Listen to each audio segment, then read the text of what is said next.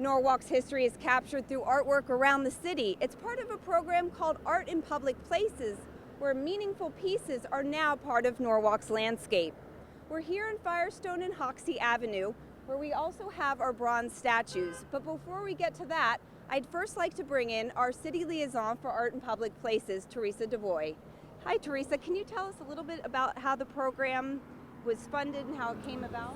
So the program came about in the early 90s, and the City Council decided they wanted to bring artwork to the community and help beautify it and share the beautiful art pieces with our community members. And what's nice about it is they can share in all of that and not have to fund it. So because the funds for the program come from our commercial developments. So developers who come in and they're either remodeling their businesses or large apartment complexes that have a threshold of $500,000 either can choose to implement art on their property, or they can contribute to the Art in Public Places Fund. So we've been fortunate in the fact that most of the businesses have chosen to give to the fund. So we've been able to go out, and the Art in Public Places Committee has gone and selected different artists to bring beautiful pieces throughout our community.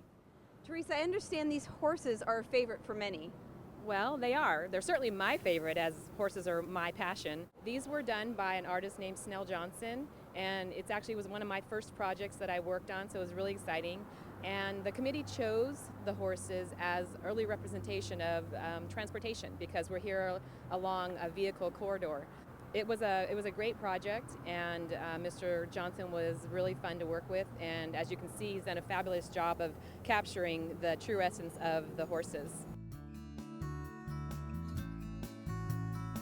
We're now here at Social Services, and this marble statue behind us is quite a remarkable piece of art within itself, but it also has a story that involves the community. Teresa, you were here at the time when this was being constructed, correct? Yes, I was. So it was a pretty neat project, actually. The artist went all the way over to Italy, chose the specific piece of marble that he wanted for the project, and we had it shipped back here. And then, unlike our other projects, he actually created this project, this artwork, on site. So we had it at our arts and sports complex, and he invited the community to come. There was a welcome reception. He talked about it. He actually gave out pieces of the marble that he had chiseled away. He allowed people to come in and do some basic chiseling so they could kind of get a feel for how it is to create a piece of artwork. And then through the process, he actually, some of the people that he met, he actually included as part of the people that you see here on the art piece itself. So it's pretty neat. So he brought the community in to embrace this project, and that's, the title is Embracing the Community.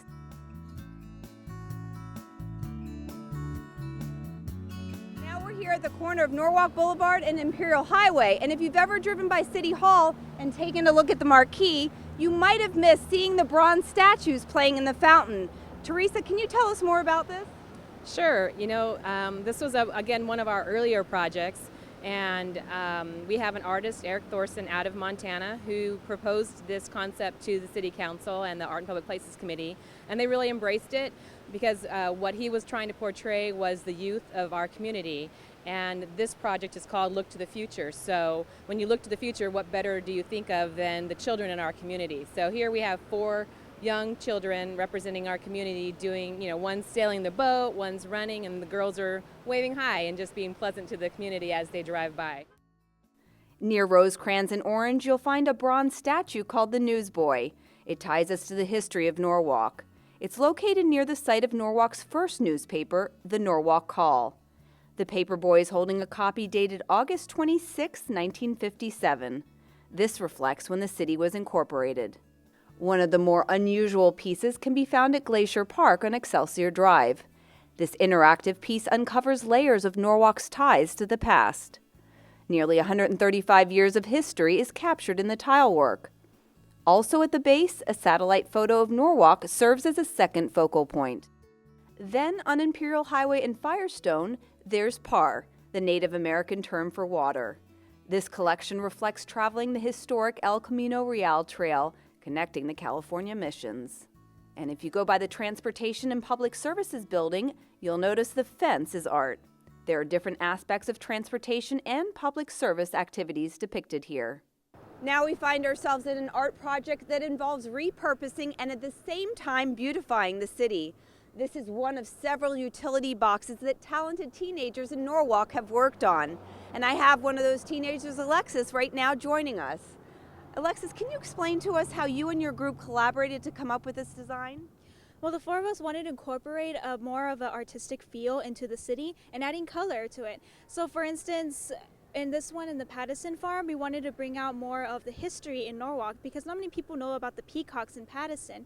Moreover, on this side of the panel, we have that not many people know about that Grease was filmed here, and also Karate Kid. So on the side of the water tower, we wanted to include a sort of artistic flair on the landmark.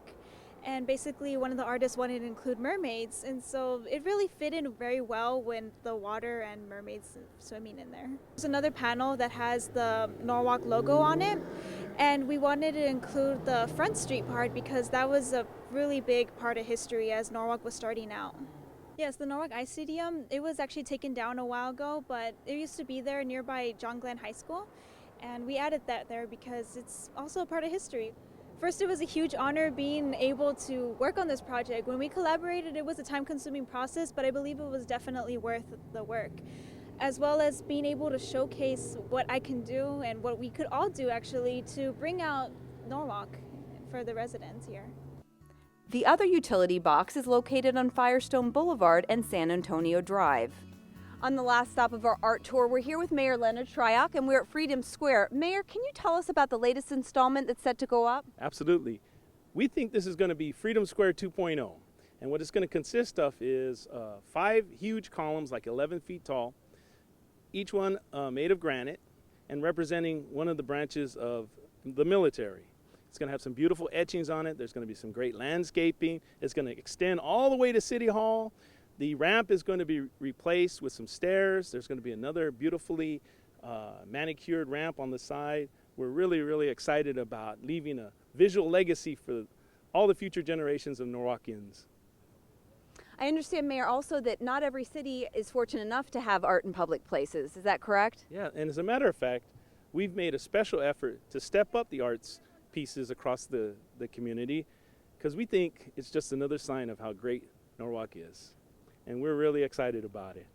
Now that you've seen and heard more about all the art around town, you can go on your own tour to get a first-hand look to see all the beauty our city has to offer. In Norwalk, I'm Jacqueline Twegg. Now you know.